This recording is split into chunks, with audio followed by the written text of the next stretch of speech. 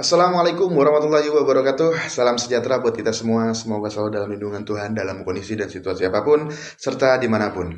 Baik, kami dari kelompok 14 yang terdiri dari saya sendiri, Ridwan Pauji, kemudian ada Sakinatul Zahra, kemudian ada Sari Arianti, dan terakhir ada Zakaria.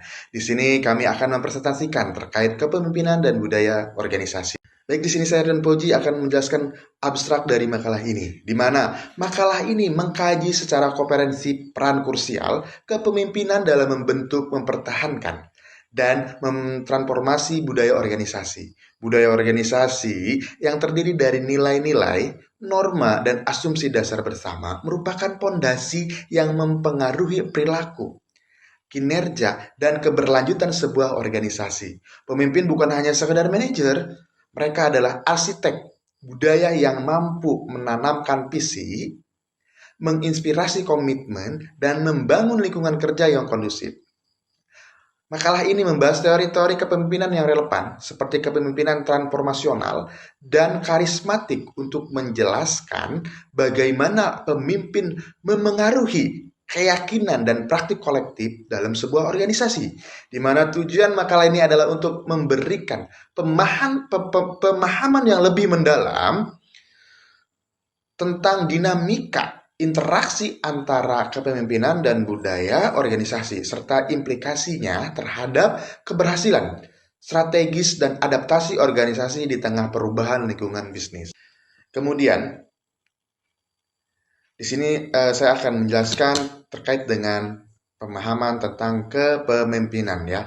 Di mana menurut Terry mengemukakan bahwa kepemimpinan adalah aktivitas memengaruhi orang lain agar mereka mampu bekerja sama untuk mencapai tujuan kelompok. Sedangkan menurut Tannenbaum mengemukakan bahwa kepemimpinan sebagai pengaruh antar pribadi yang dilakukan dalam suatu situasi dan diarahkan melalui proses komunikasi pada pencapaian tujuan tertentu. Nah, di sini menurut Stockdale mengemukakan bahwa secara rinci implikasi dari definisi kepemimpinan tersebut itu, ya, dimana yang pertama leadership as a focus of a group process, kemudian leadership as a personality and its effects, kemudian ada leadership as the art of indwelling a complaint, kemudian ada leadership as the experience of influencer, kemudian ada leadership as art and behavior, kemudian ada leadership as a form of appreciation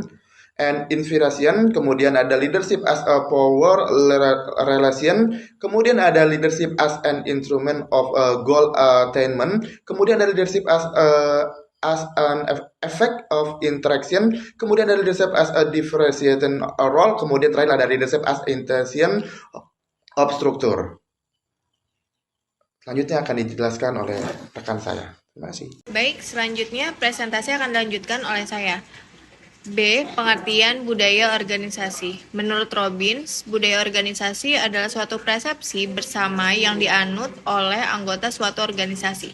Cara berpikir dan melakukan sesuatu yang mentradisi yang dianut bersama oleh semua anggota organisasi, dan para anggota baru harus mempelajari atau paling sedikit menerimanya sebagian agar mereka diterima sebagai bagian dari organisasi. Menurut Whelan dan Hanger, budaya organisasi adalah himpunan dari kepercayaan, harapan, dan nilai yang dianut bersama oleh anggota organisasi dan diwariskan dari satu generasi ke generasi berikutnya.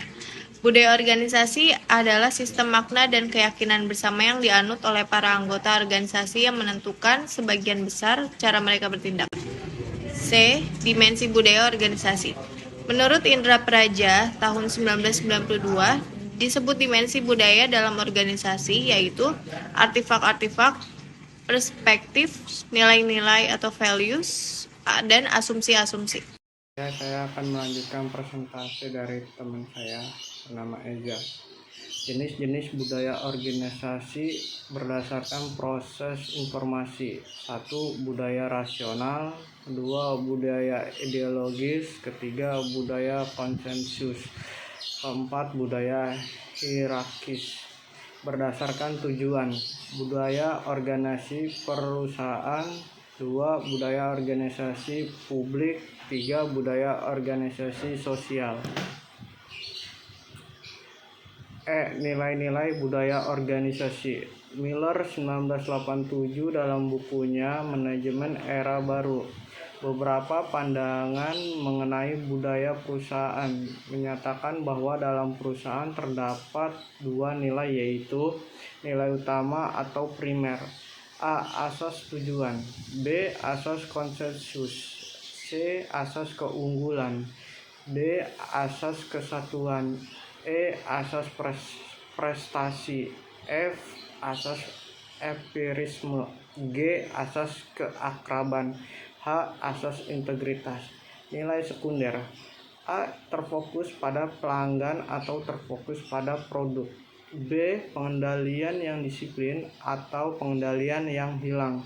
C. Kewirausahaan yang telah dibuktikan benar. D. Pengembalian keputusan yang cepat atau pengembalian keputusan yang lambat. E. Fokus jangka pendek atau fokus jangka panjang. F. Teknologi canggih atau sederhana. Selanjutnya, menciptakan budaya organisasi. Unsur-unsur pembentuk organisasi: pertama, lingkungan usaha; kedua, nilai-nilai; ketiga, pahlawan; keempat, ritual; kelima, jaringan budaya. Selanjutnya, proses pembentukan budaya organisasi. Pertama, teori sosiodinamik; kedua, teori kepemimpinan; ketiga, teori perkembangan atau learning theory. Selanjutnya, mempengaruhi perubahan budaya. Pertama, budaya begitu membingungkan dan bersembunyi sehingga budaya tidak dapat didiagnosis, dikelola, dan diubah secara cukup. Kedua, karena diperlukan teknik yang sulit, keterampilan yang langka, dan waktu yang cukup untuk memahami budaya, serta bahkan lebih banyak waktu lagi untuk mengubahnya. Usaha yang terencana dan terperinci dapat perubahan budaya bukan merupakan hal yang benar-benar praktis. Ketiga, budaya membantu orang bertahan menghadapi periode kesulitan dan berperan menghilangkan kecemasan. Selanjutnya, mempertahankan budaya organisasi. Robbins mencatat bahwa ada 3 kekuatan yang berperan dalam mempertahankan suatu budaya sebagai berikut. Pertama, praktik seleksi dalam keputusan final seperti siapa kandidat yang akan diperkerjakan sangat dipengaruhi oleh penilai pengambil keputusan tentang seberapa baiknya kandidat akan cocok dengan organisasi, akan sangat berpengaruh terhadap upaya pelestarian budaya organisasi. Kedua, manajemen puncak melalui keteladanannya dalam berperilaku dalam menegakkan norma-norma yang ada akan menentukan tetap tegaknya budaya yang telah disepakati. Ketiga, sosialisasi, yaitu proses yang mengadaptasikan para karyawan pada budaya organisasi itu. Kegiatan sosialisasi dilaksanakan sejak tahap pra-kedatangan suatu kurun waktu yang pembelajaran dilakukan sebelum seseorang karyawan baru bergabung secara resmi dengan organisasi.